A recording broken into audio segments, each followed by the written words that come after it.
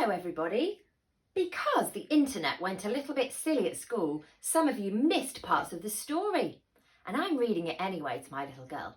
So I thought it'd be nice if I recorded it. And if you missed it, you can watch it and have a little bedtime story. So the title of this book is Pooh in the Zoo. And the author is Steve Smallman and Ada Gray. And I thought this would be a really good one because we've been learning the double O, and the double O makes a ooh. It can make an ooh or an a bit like a cuckoo. Ooh, ooh. Pooh in the Zoo by Steve Smallman and Ada Gray. And the publisher is Little Tiger. Little Bob McGrew was a keeper at the zoo. Looking after animals was what he loved to do. But it wasn't always fun, because Bob was the one who had to push a cart around and shovel up the poo.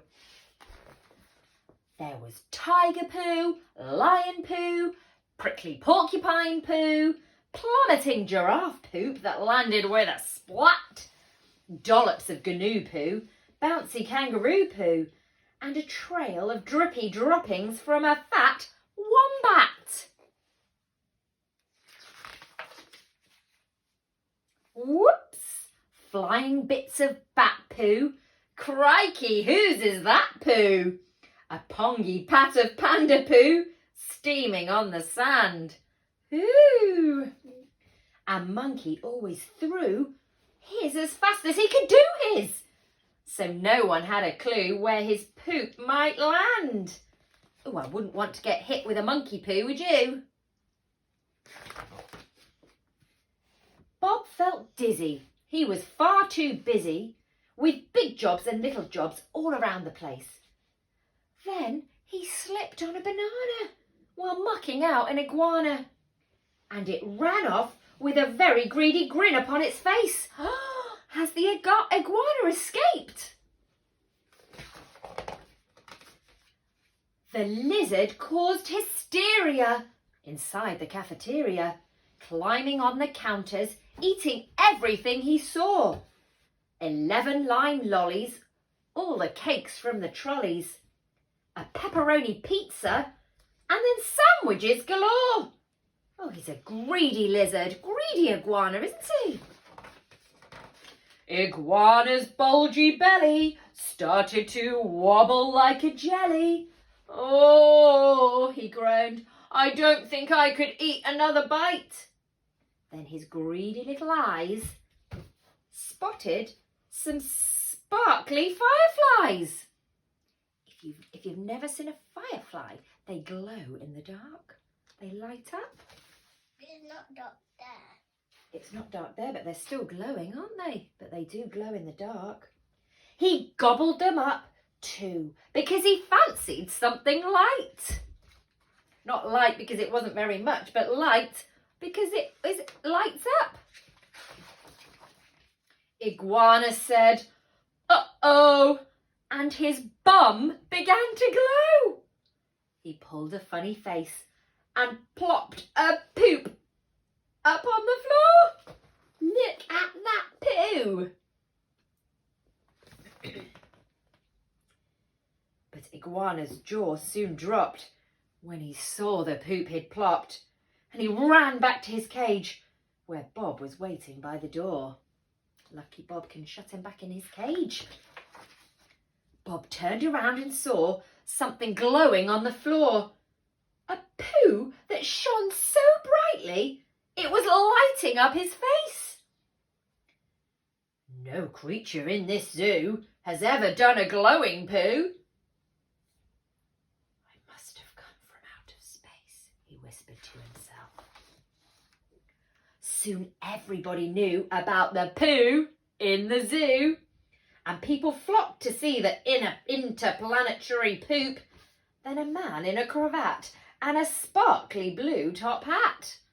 Can you see it on his hat there? It says, Pooh, Pooh.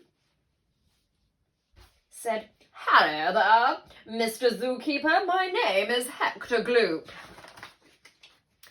I'm like you, said Hector. I'm another poo collector. I collect exotic poo-poos. I've got quite a big selection. I want the world to see how amazing poo can be.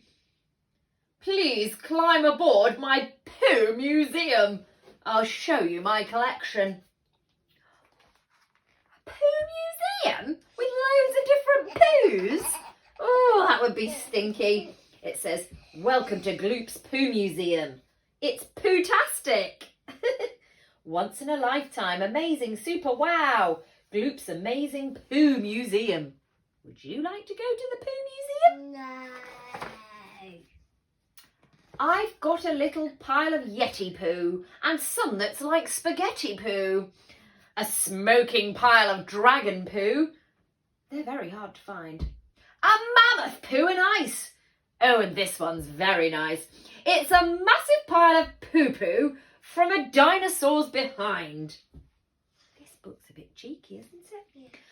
I've got huge poos, tiny poos, crusty poos and shiny poos. Every kind of poo-poo you ever wish to see. Well, I've got some dodo-doo-doo, but not glowing poo like you do. Oh, I've simply got to have it. Will you sell your poo to me? Do you think that Bob should sell his poo to Hector Gloop? No. You don't think he should? If he picks it up with his hands, it might the yellow, the glowing poo up with his hands. It might sting it. It might sting his hands, you never know. I would never touch poo with your hands. That's my advice there. Never, never, never, never.